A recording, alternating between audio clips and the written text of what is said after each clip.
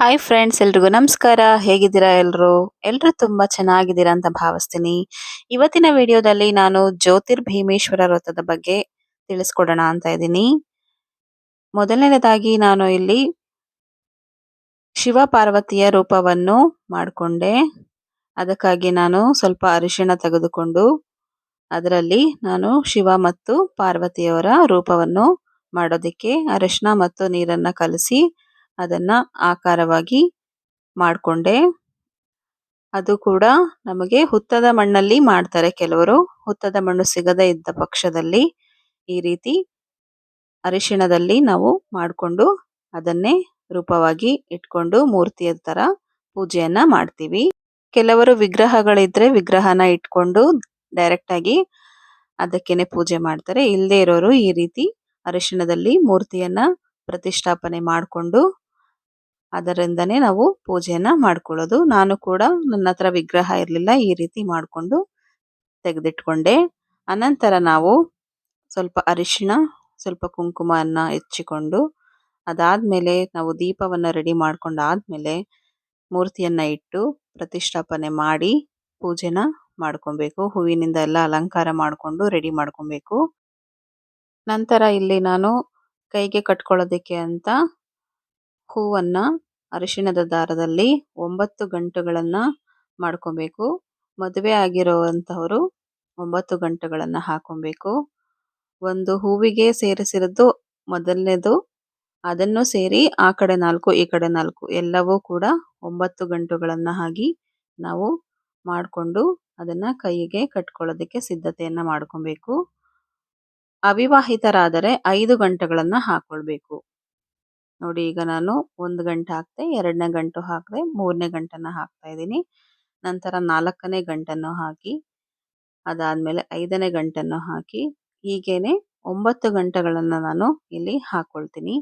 ನಂತರ ಇದನ್ನ ನಾವು ಪೂಜೆ ಎಲ್ಲ ಮಾಡ್ಕೊಬೇಕಾದ್ರೆ ದೇವರ ಬಳಿ ಇಟ್ಟು ಅದಕ್ಕೂ ಕೂಡ ಅರಿಶಿಣ ಕುಂಕುಮ ಎಲ್ಲವನ್ನು ಹಚ್ಚಿ ಅಕ್ಷತೆಯನ್ನ ಹಾಕಿ ಪೂಜೆ ಮಾಡಬೇಕಾದ್ರೆ ಗಂಡನ ಪಾದ ಪೂಜೆ ಮಾಡಬೇಕಾದ್ರೆ ಅವರ ಕೈಯಿಂದ ಕಟ್ಟಿಸ್ಕೊಬೇಕು.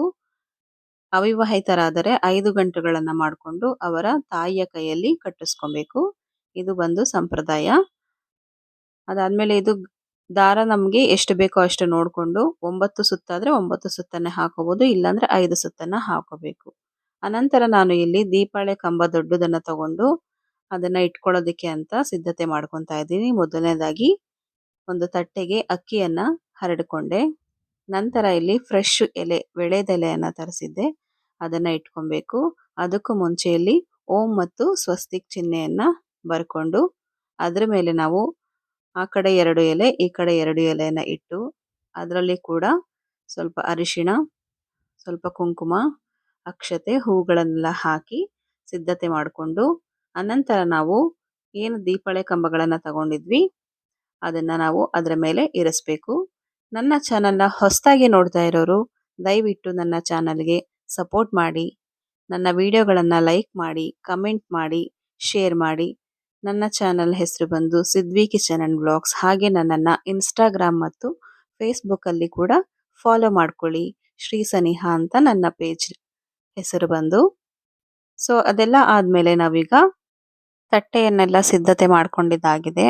ಅದಕ್ಕೆ ಕೂಡ ಅಲಂಕಾರವನ್ನ ಮಾಡಿಕೊಂಡು ಅರಿಶಿಣ ಕುಂಕುಮ ಹೂವು ಮತ್ತು ಅಕ್ಷತೆಯನ್ನ ಹಾಕೊಂಡು ದೀಪಗಳನ್ನ ಅದರ ಮೇಲೆ ಅಲಂಕರಿಸಬೇಕು.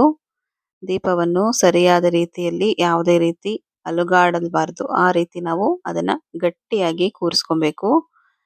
ಅದನ್ನ ನಾವು ಒಂದ್ಸಲಿ ಟೆಸ್ಟ್ ಮಾಡಿಕೊಂಡು ನೀಟಾಗಿ ಕೂರಿಸ್ಕೊಬೇಕು. ಅದಾದ್ಮೇಲೆ ನಮಗೆ ಇವತ್ತು ವಿಶೇಷವಾಗಿ ಜ್ಯೋತಿರ್ಭೀಮೇಶ್ವರ ವ್ರತ ಆಗಿರೋದ್ರಿಂದ ನಾವು ದೀಪಗಳಿಗೆ ಕೂಡ ಅಲಂಕಾರವನ್ನ ಮಾಡಬೇಕು. ನಾನು ಇವತ್ತು ಮಳ್ಳೆ ಹೂವನ್ನ ತಗೊಂಡಿದ್ದೀನಿ. ಸೋಜುಗಾದ ಸೂಜಿ ಮಲ್ಲಿಗೆ ಅಂತಾರಲ್ಲ, ಶಿವನಿಗೆ ಸೂಜಿ ಮಲ್ಲಿಗೆ ಅಂದ್ರೆ ತುಂಬಾ ಇಷ್ಟ. ಅದಕ್ಕೋಸ್ಕರ ನಾವಿವತ್ತು ಸೂಜಿ ಮಲ್ಲಿಗೆಯಿಂದ ಅಲಂಕಾರವನ್ನ ದೀಪಗಳಿಗೆ ಮಾಡ್ಕೊಳ್ತಾ ಇದ್ದೀನಿ. ಸೊ ಸೂಜಿ ಮಲ್ಲಿಗೆ ಅಂತ ತುಂಬಾನೇ ಫ್ರೆಶ್ ಆಗಿತ್ತು. ಅದನ್ನ ಬಿಡಿ ಹೂವ ತಂದು ಕಟ್ಟಿ ನಾವೇ ಹಾಕೋದ್ರಿಂದ ಅದು ಕೂಡ ಒಂಥರ ಮನಸ್ಸಿಗೆ ಖುಷಿ ಸಿಗುತ್ತೆ. ನೀವು ಇದೇ ರೀತಿ ಮಾಡ್ತೀರಾ ಅಂತ ಅನ್ಕೊಂಡಿದ್ದೀನಿ. ಸೊ 2 ದೀಪಗಳಿಗನು ಹೂವಿನಿಂದ ಅಲಂಕಾರ ಮಾಡಿಕೊಂಡು ಮತ್ತೆ ಅದಕ್ಕೆ ಒಂದು ಡಾರ್ಕ್ ಪಿಂಕ್ ಕಲರ್ ಸೇವಂತಿಗೆ ಸಿಕ್ಕಿತ್ತು. ಅದನ್ನು ಕೂಡ ಮುಂದೆಗಡೆ ಹೂವಿನೊಳಗಡೆ ಸಿಗಿಸ್ದೆ. ಪಿಂಕ್ ಮತ್ತು ವೈಟ್ ಕಾಂಬಿನೇಷನ್ ತುಂಬಾನೇ ಚೆನ್ನಾಗಿ ಕಾಣಿಸ್ತಾ ಇತ್ತು. ಪೂಜೆ ಮಾಡಬೇಕಾದ್ರೆ ಯಾವುದೇ ರೀತಿ ಸಂದರ್ಭ ಇರಲಿ, ಯಾವುದೇ ರೀತಿ ಪೂಜೆ ಇರಲಿ, ಮುಖ್ಯವಾಗಿ ಅಲಂಕಾರ ಮಾಡೋದು ತುಂಬಾನೇ ವಿಶೇಷ. ಅದು ಅಂತೂ ನನಗೆ ತುಂಬಾನೇ ಖುಷಿ ಕೊಡುವಂತ ವಿಷಯ. ಅದಕ್ಕೋಸ್ಕರ ಸಮಾಧಾನದಿಂದ, ತಾಳ್ಮೆಯಿಂದ, ತುಂಬಾನೇ ನಿಧಾನವಾಗಿ ನಾನು ಯಾವುದೇ ರೀತಿ ವಿಘ್ನಗಳಾಗಬಾರ್ದು ಅಂತ ನಿಧಾನವಾಗಿ ಯಾವಾಗ್ಲೂ ಕೂಡ ಅಲಂಕಾರವನ್ನ ಮಾಡಿಕೊಂಡು ಜಾಗರೂಕತೆಯಿಂದ ಮಾಡ್ಕೊಳ್ತೀನಿ. ಅದಾದ್ಮೇಲೆ ಇವತ್ತು 9 ಎಲೆ ಅಂದ್ರೆ 9, 9, 18 18 ಎಲೆಗಳನ್ನ ನಾವು ಇವತ್ತು ಮಡಿಲಕ್ಕಿಗೆ ದೇವಿಗೆ ಇಡಬೇಕಾಗುತ್ತೆ. ಅದಕ್ಕೋಸ್ಕರ ಚೆನ್ನಾಗಿರೋ ಎಲೆಗಳನ್ನ ನಾನು ಸಪ್ರೇಟ್ ಆಗಿ ಇಟ್ಕೊಂಡು ಸ್ವಲ್ಪ ಹಾಳಾಗಿರುವಂತಹ ಎಲೆಗಳನ್ನ ಸಪ್ರೇಟ್ ಆಗಿ ಇಟ್ಕೊಳ್ತಾ ಇದ್ದೆ. ಟೋಟಲ್ ಆಗಿ ಇಲ್ಲಿ ನಮಗೆ 18 ಎಲೆ ಬೇಕಾಗಿತ್ತು. ಅದಕ್ಕಾಗಿ ಎಣಿಸಿ ನಾನು 18 ಎಲೆಗಳನ್ನ ಸಿದ್ಧತೆ ಮಾಡ್ಕೊಳ್ತಾ ಇದ್ದೆ. ತರ ಎಲೆ ಜೊತೆಗೆ ನಾವು ಅಡಿಕೆ, ದಕ್ಷಿಣೆ, ಹೂವು, ಅದಾದ್ಮೇಲೆ ತೆಂಗಿನಕಾಯಿ, ಬಾಗಿಣದ ಸಾಮಾನು ಬೇಕು ಅಂದ್ರೆ ಹಣ್ಣುಗಳನ್ನು ಇಟ್ಕೋಬಹುದು. ನಾನಿಲ್ಲಿ ಬಾಳೆಹಣ್ಣನ್ನ ಇಟ್ಕೊಂಡಿದ್ದೆ. ನಂತರ ಅದು ಸಪ್ರೇಟ್ ಆದ್ಮೇಲೆ ಇಲ್ಲಿ ದೀಪದ ಹಿಂದೆ ನಾನೊಂದು ಬ್ಲೌಸ್ ಪೀಸ್ ಅನ್ನ ಇಡ್ತಾ ಇದ್ದೀನಿ. ಅದಕ್ಕೆ ಕೂಡ ಒಂದು ಹೂವನ್ನ ಇಟ್ಟೆ. ನಂತರ ದೀಪಗಳಿಗೆ ಅರಿಶಿಣದ ಕೊಂಬನ್ನು 3 ಗಂಟುಗಳನ್ನಾಗಿ 2 ದೀಪಗಳಿಗೆ ಕಟ್ಕೊಂಡೆ. ಇದು ಕೂಡ ಒಂದು ಸಾಂಪ್ರದಾಯಿಕವಾದ ವಿಧಾನ. ಅದೆಲ್ಲ ಆದ್ಮೇಲೆ ನಾನು ಅಕ್ಕಿಯ ಮೇಲೆ ಸ್ವಲ್ಪ ಗುಲಾಬಿ ಹೂಗಳನ್ನ ಉದುರಿಸ್ಕೊಂಡಿದ್ದೆ. ನಂತರ ನಾವು ಮೂರ್ತಿಗಳಾಗಿ ತಯಾರಿಸಿದ ಅರಿಶಿಣದಿಂದ ಮಾಡಿದ್ದ ಮೂರ್ತಿಗಳನ್ನ ಇಲ್ಲಿ ಪ್ರತಿಷ್ಠಾಪನೆ ಮಾಡ್ತಾ ಇದ್ದೀನಿ. ಪ್ರತಿಷ್ಠಾಪನೆ ಮಾಡಿದ್ಮೇಲೆ ಬಿಡಿ ಹೂಗಳಿಂದ ನಾನು ಪ್ರೋಕ್ಷಣೆಯ ರೂಪದಲ್ಲಿ, ಅಕ್ಷತೆಯ ರೂಪದಲ್ಲಿ, ಅರ್ಚನೆಯ ರೂಪದಲ್ಲಿ ಹೂಗಳನ್ನ ಹಾಕಿದ್ದೀನಿ. ಅದಾದ್ಮೇಲೆ ಇಲ್ಲಿ 5 ಕಡೆ ಮುಖ ಇರೋದ್ರಿಂದ 5 ಕಡೆಗೂ ಕೂಡ 2 ರೀತಿ 10, 10, 20 ಭಾಗಗಳಾಗಿ ನಾವು ದೀಪದ ಬತ್ತಿಯನ್ನ ಹಾಕೊಂಡಿದ್ದೀನಿ. ನಂತರ ಇಲ್ಲಿ ನಾನು ಪರಿಮಳಕ್ಕೋಸ್ಕರ ಸ್ವಲ್ಪ ಜಾವದ ಪೌಡರ್ ಅನ್ನ ಹಾಕ್ತಾ ಇದ್ದೀನಿ. ಜಾವದ ಪೌಡರ್ ಹಾಕೋದ್ರಿಂದ ಮನೆಯೆಲ್ಲ ತುಂಬಾನೇ ಘಮ ಘಮ ಪರಿಮಳ ಬರ್ತಾ ಇರುತ್ತೆ. ಹಾಗೂ ದೇವ ಭಕ್ತಿಯನ್ನು ಅಟ್ರಾಕ್ಟ್ ಮಾಡೋದಕ್ಕೆ ಇದು ಕೂಡ ಹೆಲ್ಪ್ ಮಾಡುತ್ತೆ. ಇದೆಲ್ಲ ಸಿದ್ಧತೆ ಆದ್ಮೇಲೆ ನಾನು ಇದನ್ನ ತಗೊಂಡೋಗಿ ದೇವ್ರ ಮನೆಯಲ್ಲಿ ಇರಿಸಿ ಪೂಜೆಯನ್ನ ಮಾಡಿಕೊಂಡೆ.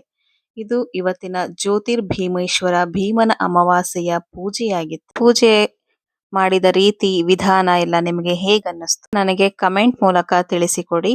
ಹಾಗೆ ನನ್ನ ವಿಡಿಯೋ ನಿಮಗೆಲ್ಲ ಇಷ್ಟ ಆಗಿದ್ರೆ ದಯವಿಟ್ಟು ಒಂದು ಲೈಕ್ ಬಟನ್ನ ಒತ್ತಿ, ಕಮೆಂಟ್ ಮಾಡಿ, ಶೇರ್ ಮಾಡಿ. ಹಾಗೆ ನನ್ನ ಚಾನಲ್ನ ಹೊಸದಾಗೆಲ್ಲ ನೋಡ್ತಾ ಇರೋರು ಸಬ್ಸ್ಕ್ರೈಬ್ ಮಾಡ್ಕೊಳ್ಳಿ.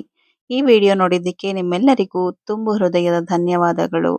ದೇವರು ನಿಮಗೂ ಕೂಡ ಒಳ್ಳೆಯದನ್ನ ಮಾಡಲಿ ಅಂತ ನಾನು ಪ್ರಾರ್ಥನೆ ಮಾಡ್ಕೊಳ್ತೀನಿ. ಈ ವಿಡಿಯೋ ನೋಡಿದ್ದಕ್ಕೆ ತುಂಬು ಹೃದಯದ ಧನ್ಯವಾದಗಳು ಮತ್ತೊಮ್ಮೆ. ಇದು ನಮ್ಮ ಪೂಜೆಯ ವ್ಲಾಗ್ ಆಗಿತ್ತು. ಇದೇ ರೀತಿಯ ವಿಡಿಯೋಗಳಿಗಾಗಿ ನನ್ನ ಪೇಜ್ನ ಫಾಲೋ ಮಾಡ್ಕೊಳ್ಳಿ. Thank you so much for watching every one.